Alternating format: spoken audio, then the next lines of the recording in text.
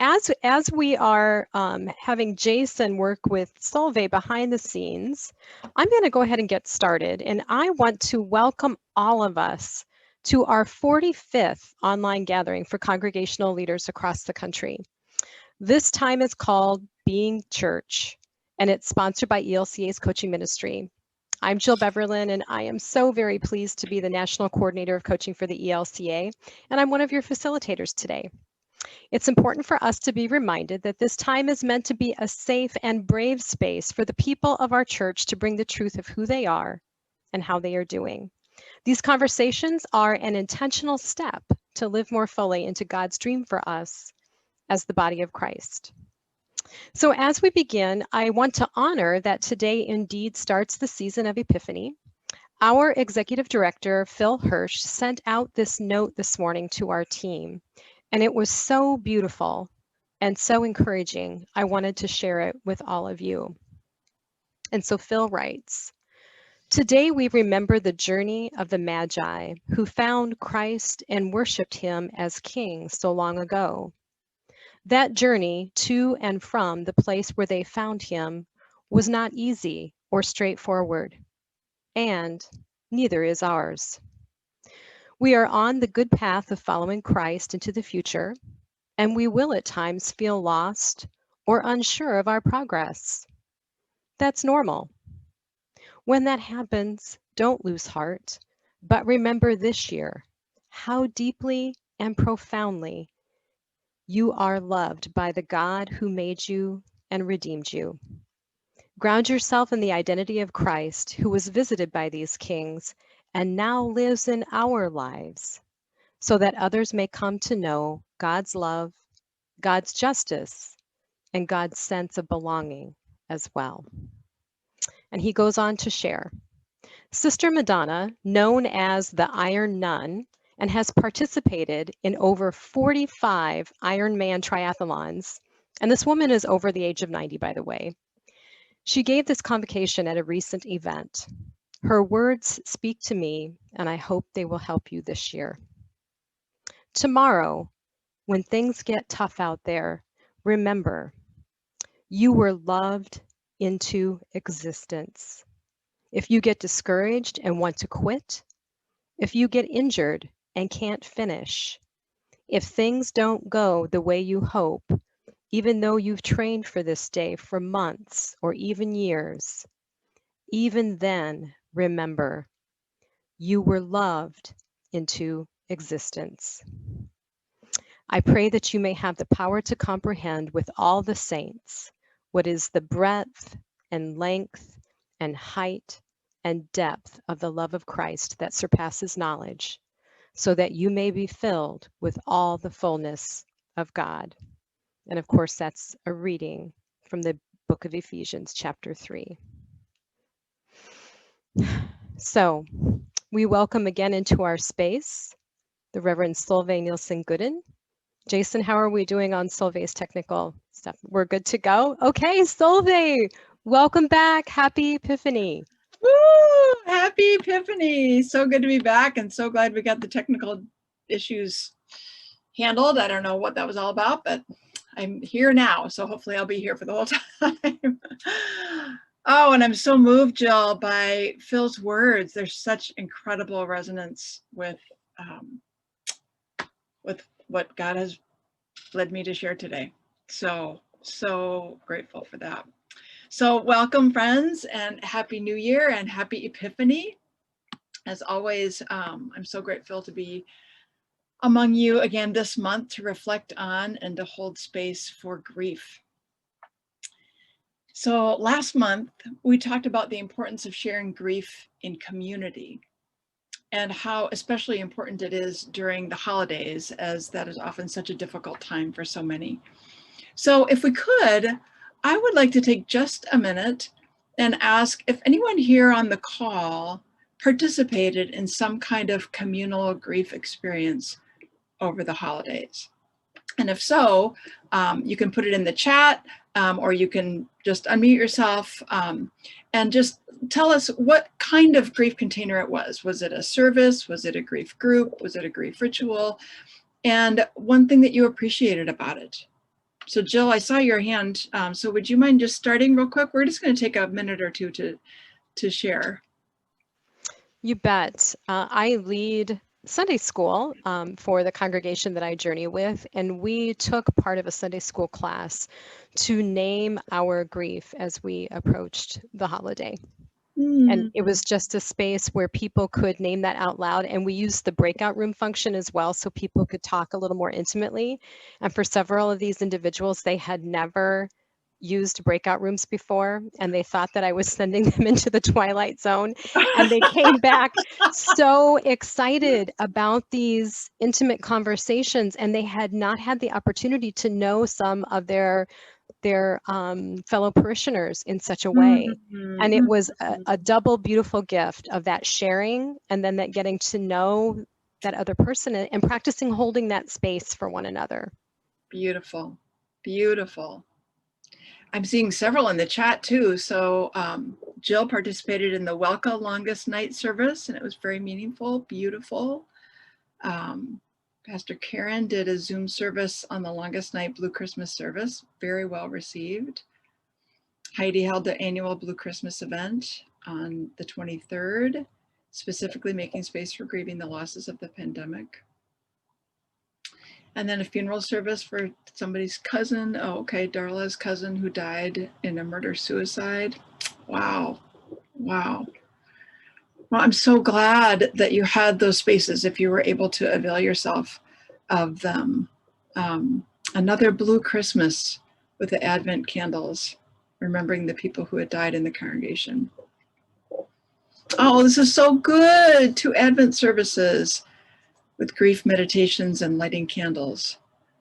Beautiful. Oh, I'm just so glad that those spaces are being made and that you're being part of making those spaces. That's what it's all about. So last month I also mentioned that I was going to be leading a couple of Zoom grief rituals in December, and then I would tell you how those went, and they went really well. And but in addition to co-leading 2 grief rituals, I also got to participate in one that was led by 2 women who are part of a team I recently discovered who call themselves the Pacific Northwest Grief Tenders. And while online grief rituals are a far cry from in-person, even on Zoom, I deeply appreciated that it made space, this ritual space that they held, which was very similar to the kind of space that I co-led as well. There was also space, there was not just space for sharing grief by talking, though that was an element, but there was also space and time for the expression of grief through movement and sound, really encouraging people to feel free to allow grief to express itself powerfully in whatever language that it needed to, whether that be movement or shaking or wailing or screaming or some combination of all of those.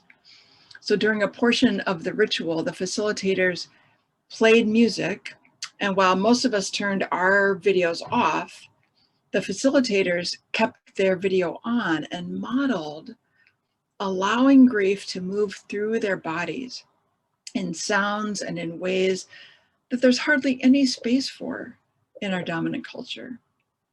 So I'm grateful that the Pacific Northwest Grief Tenders have taken their in-person grief tending experiences and translated them to Zoom so that I can be a participant as well. And in fact, they are offering these grief rituals now twice a month on Zoom during the pandemic.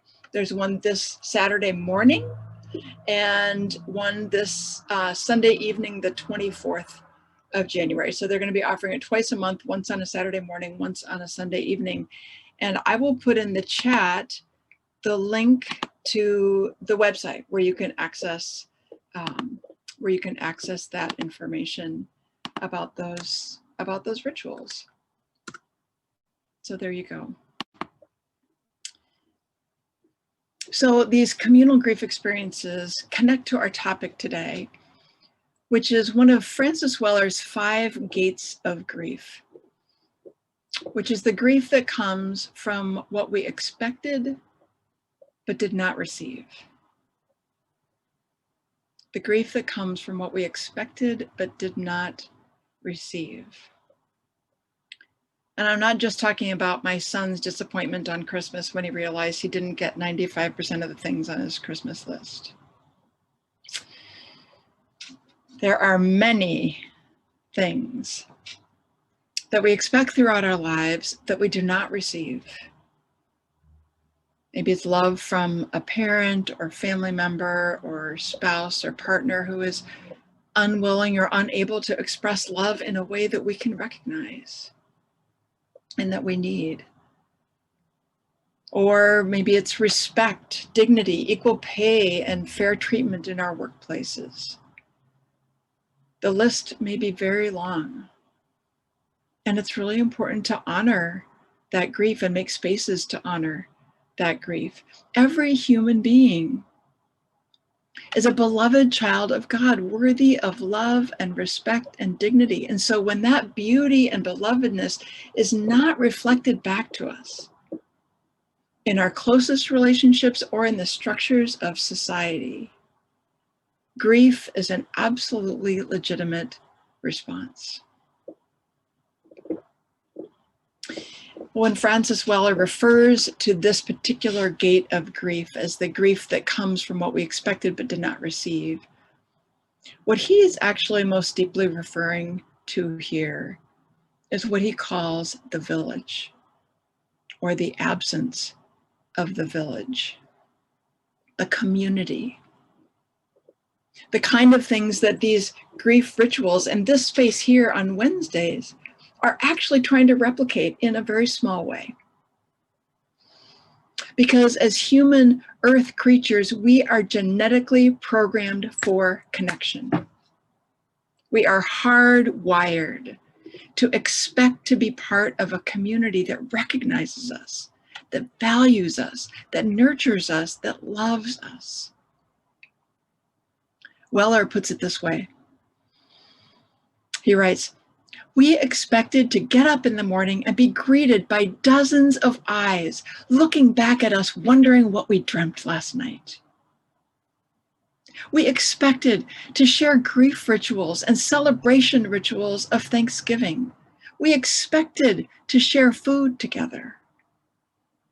Our profound feelings of lacking something are not a reflection of personal failure, but the reflection of a society that has failed to offer us what we were designed to expect. On some level, we are waiting for the village to appear so that we can fully acknowledge our sorrows."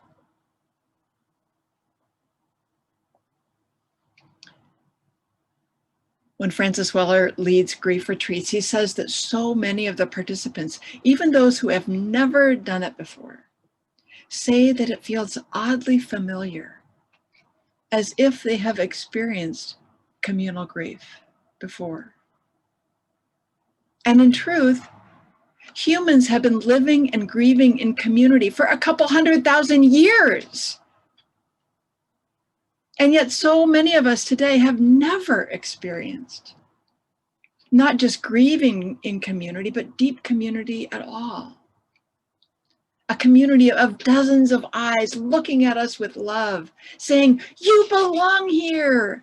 You matter to us." To have this kind of community is so rare today, right? But his point is that to not have this kind of village is what's unnatural, is what is not normal. Without community, without a loving village, how difficult is it to cultivate a sense of purpose and belonging? And we know how devastating it is when people have no sense of purpose or belonging, especially in a culture that lays the blame on the individual and says it's our fault. We are wired for community in a culture that undermines or actively dismantles it. So the grief is there within us, but it's almost impossible to name.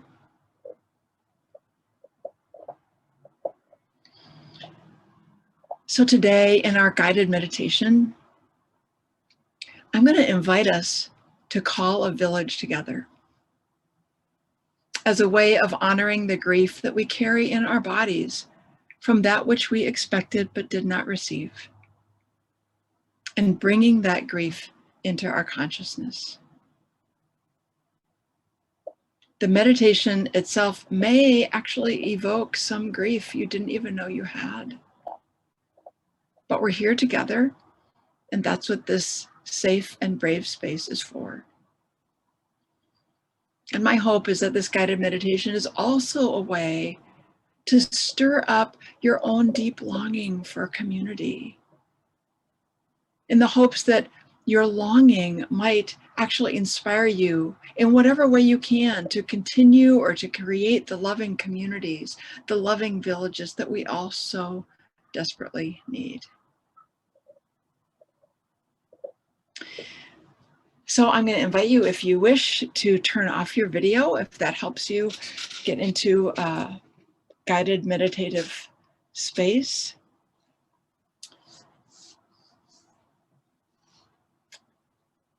And I invite you to place your hand on your heart, our hearts, which so often hold our most ancient of griefs.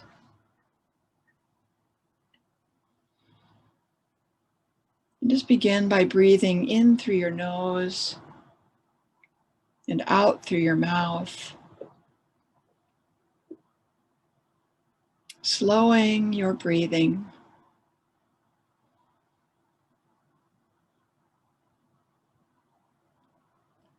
And with each in-breath, breathing love straight into your heart.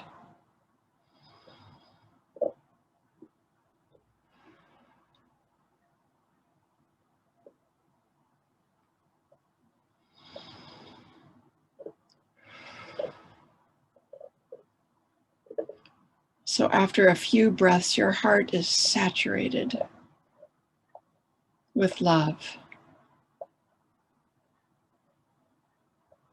Not just pumping blood throughout your body, but sending love throughout your entire being.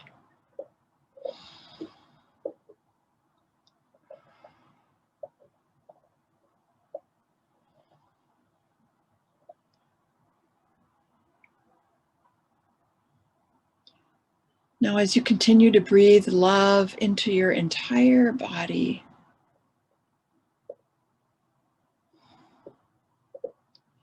I invite you to step outside yourself for a moment and simply look at yourself with the most loving eyes you can imagine. The way you look at a new baby.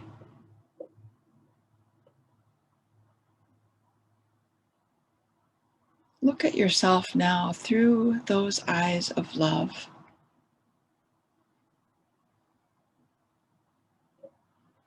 The kind of eyes that sparkle and smile and say, wow, look at you, sacred one, beloved one. I am so glad you're here. And I'm so glad you are you. Just take a moment and look at yourself with these eyes of love.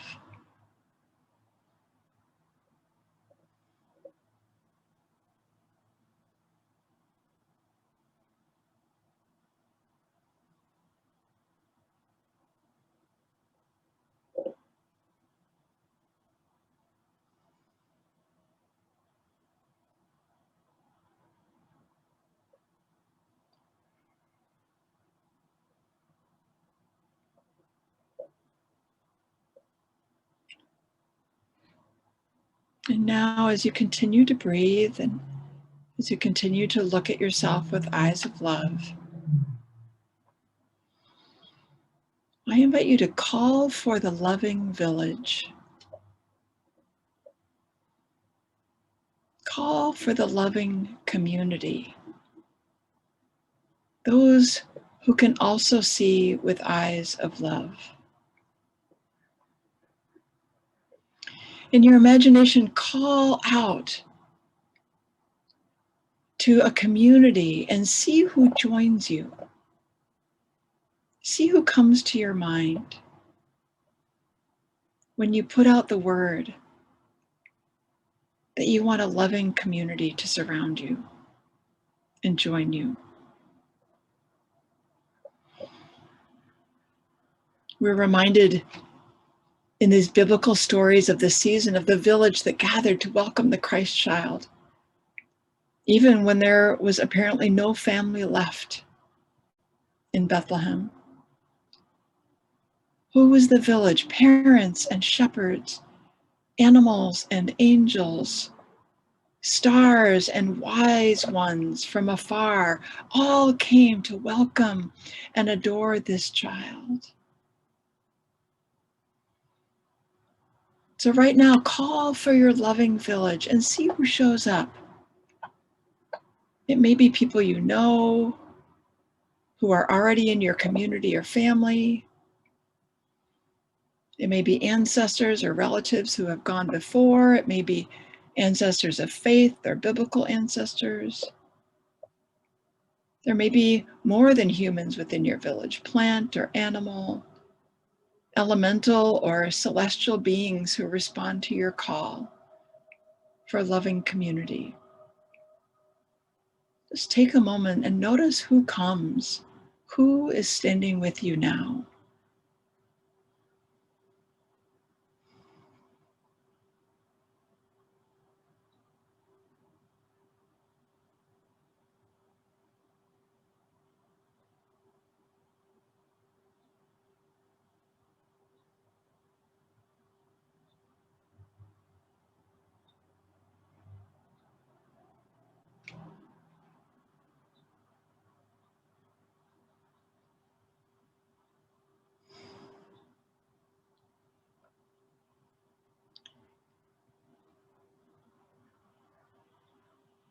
And now, standing with that whole village, I invite you to imagine that whole loving community welcoming you into this world at your birth.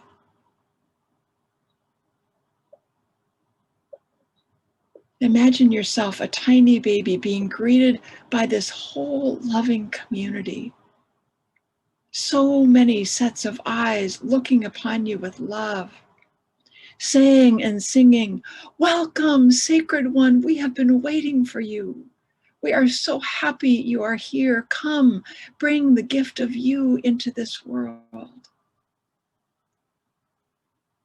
Take a moment and let that experience sink into your heart.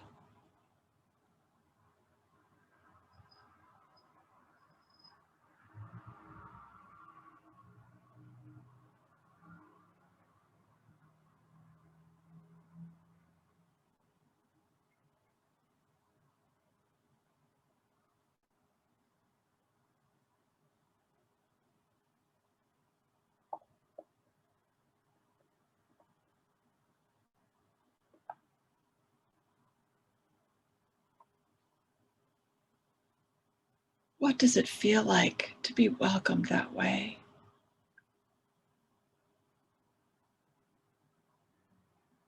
What does it feel like to be part of that village, that loving community?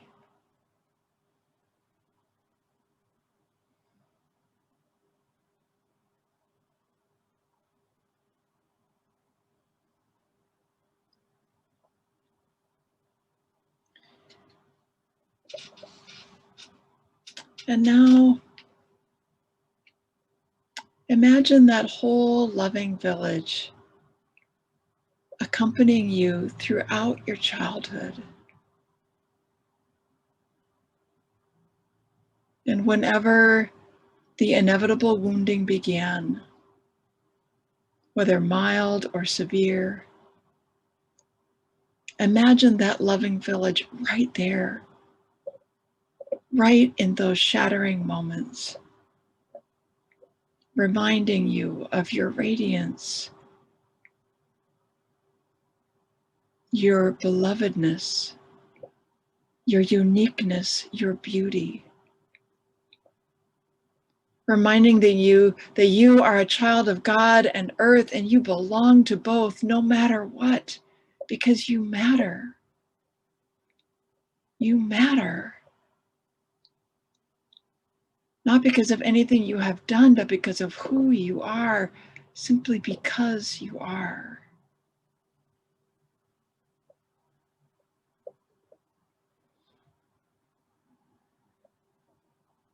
So continue to scan through your life, all the way up through this past year, letting the painful times come to your mind and imagining that loving community, the community that is with you right now. Imagine that village holding and seeing and loving you through those moments, through those times. And if one particular moment calls to your heart, just stay with it and let the love of that village sink into you deeply, right exactly at that place of deepest pain. We're going to take a few minutes now to let your village lovingly hold you in one or many of those moments of your life.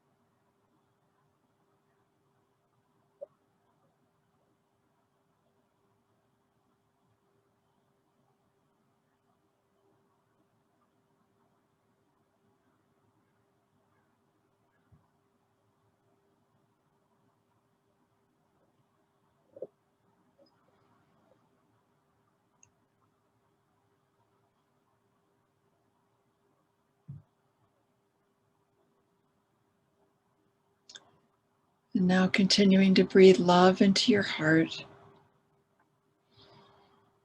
Take another moment and see if there's anything you'd like to say to your village, or if there's anything your village wants to say to you.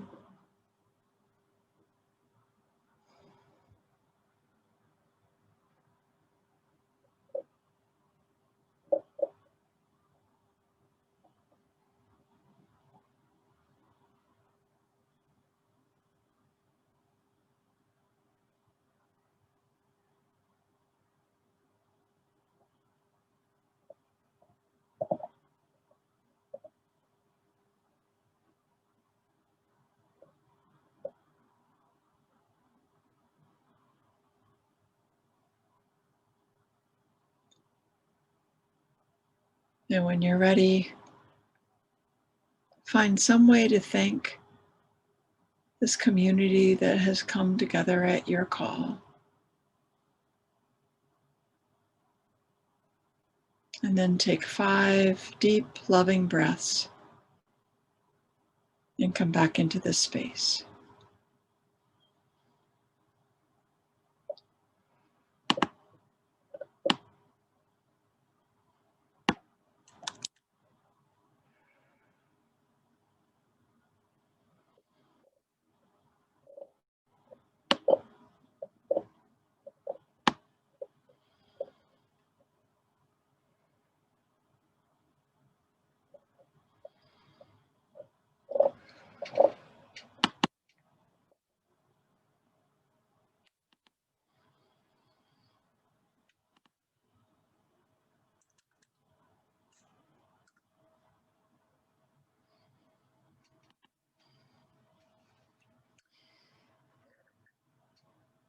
And so in just a moment, Jason is going to put us into breakout rooms. And he'll send the questions in the broadcasting so that you'll be able to see them one by one. But the questions that I invite you to reflect on during this time are, what was it like to be seen and held by your loving village? What was it like to be part of that village, seeing and loving yourself in that way? How are you cultivating, or how might you cultivate such a loving village in your own context? And what is your next faithful step?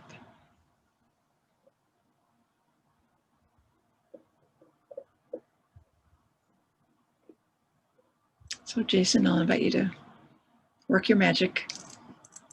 All right. Welcome back, everyone. Solveig, did you want to lead the unpacking? Would you like me to lead the unpacking? Sure, we can co-lead the unpacking. Okay.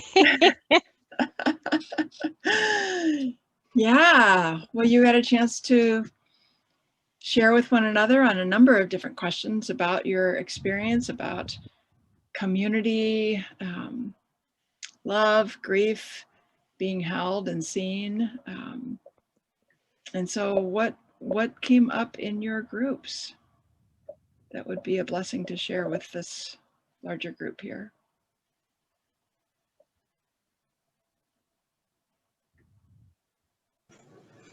Well, one thing was, I think certainly people felt very invigorated by that visualization you took us through, Solveig, the idea of feeling those eyes on us, the love coming at us, and realizing that there were surprises of who showed up around our circles, and realizing that we don't even know some of the people, or they were friends across time from across different hurts and different generations, and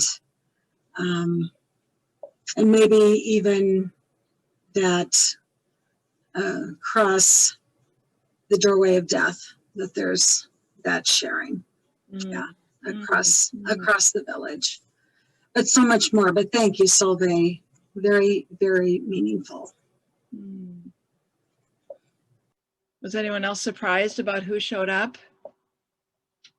If so, anybody want to share who showed up in your? I want to share a funny, as soon as you invited us to invite the village, my cat decided to jump up on my shoulders. I just thought that was interesting timing. Yep.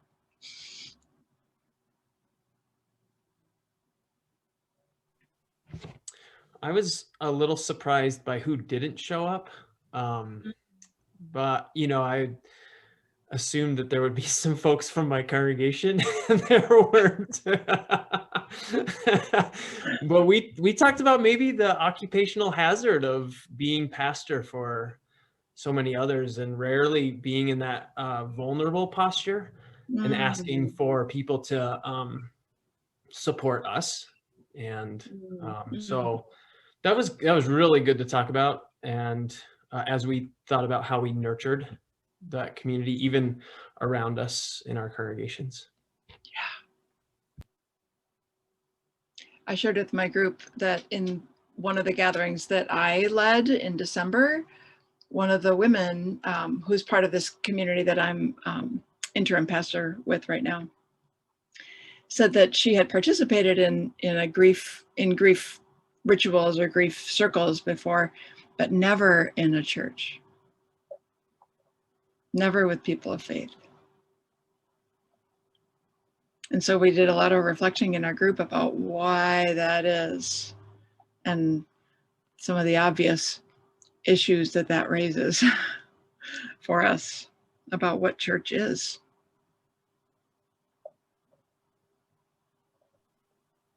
For me, what had come up to me is it took me back to my villages that was grown in, and one of the things, as I didn't perhaps share it with my group, but as I'm reflecting in it now, how much grief I'm grieving because of not being in that village that I was used to growing up in. Mm. So I'm hearing this, and I don't want to be I don't know, I'm lacking word here, but growing up in a village is all of what was my life. And so coming to the United States, as I'm hearing these, I'm saying, what take us so long to get to this place? Um, aren't we all created to be in community? And what it is that took us away from that? And I can only imagine that, well, it's good that we are having this conversation, at least now than rather later. But I try to encourage myself and others that we are created for relationship and to live in community. I mean, if we go back into the book of Genesis, that's what we are created for. And lo and behold, we put up high fences, white, brown, black, whatever fence, to keep our neighbors away. I have shared my group. We go to a funeral, you have 10 or 15 people in a community, whereas in a Guyanese community, you have 200, 300 people supporting each other in that moment of loss. So it's kind of, thank you for sharing this, but I just share with that my dear brothers and sisters, even in the meditation part, we can learn from Jesus by spending quiet times in our own daily life for meditation. And don't wait for workshops to help us do that. I mean, it's good to remind us, but again, just spend some time each day to quiet yourself. It will do you very well. Thank you. I hope I didn't speak out of term here. Not at all, Mukesh. Thank you. Thank you so much. Yeah, you're speaking of reality that many or most of us on the call, I'm guessing, just from my own experience in my group, that, you know, don't have that experience, don't have that same kind of experience. And so we're kind of like, you know, like, wow, you know. And yet it's more normal to have that experience, right? We're wired for it. That is how we are made, like you were just sharing. So it's hard and it's not hard. It's new and it's not new. And Solveig, I want to jump in and just ask the question, how many of us in this time of COVID, as we have had to shelter in place, now we are maybe having more meals with our immediate family and having the opportunity to do just what Brother Mukesh is encouraging us to do, to slow down and have those conversations, look each other in the eye. How was your day? Instead of, I'm just lamenting the number of times that I fed my kids in the van as I was driving someone to hockey practice or to the next event. And, you know, in this time, we aren't doing that. And with my adult son, we're really intentional about having meal together several days a week and just really looking each other in the eye and saying, how was your day? And sharing those celebrations, those points of pain. And it wasn't until this exercise, Solveig, that I realized how important that really is. So thank you for reminding me of the sacredness of that, and that that's not something insignificant, that in fact, that is part of one of the most important foundations of life that we're called to. So thank you for that. Thank you for sharing. I'm recognizing the time. Solveig, we just look forward to having you again next month. And next week, friends, we invite you back to the space. Amy Ruman, who is the director of ELCA advocacy, will be with us on such a day, thinking about what's happening in Washington, D.C., just as we are meeting here, right? Amy's going to bring back into our speaking space a lens of what we are called to do as disciples of Christ in the area of being political, and how engaging in that way indeed helps us serve well. So friends, I do look forward to seeing you next week. I believe that Tammy is staying on the call for those that want to have after talk. God bless you. And Solveig, again, our thanks for such a beautiful journey through grief. Thank you for that. And friends, I hope that you are ready to take your next most faithful step. God bless you, friends.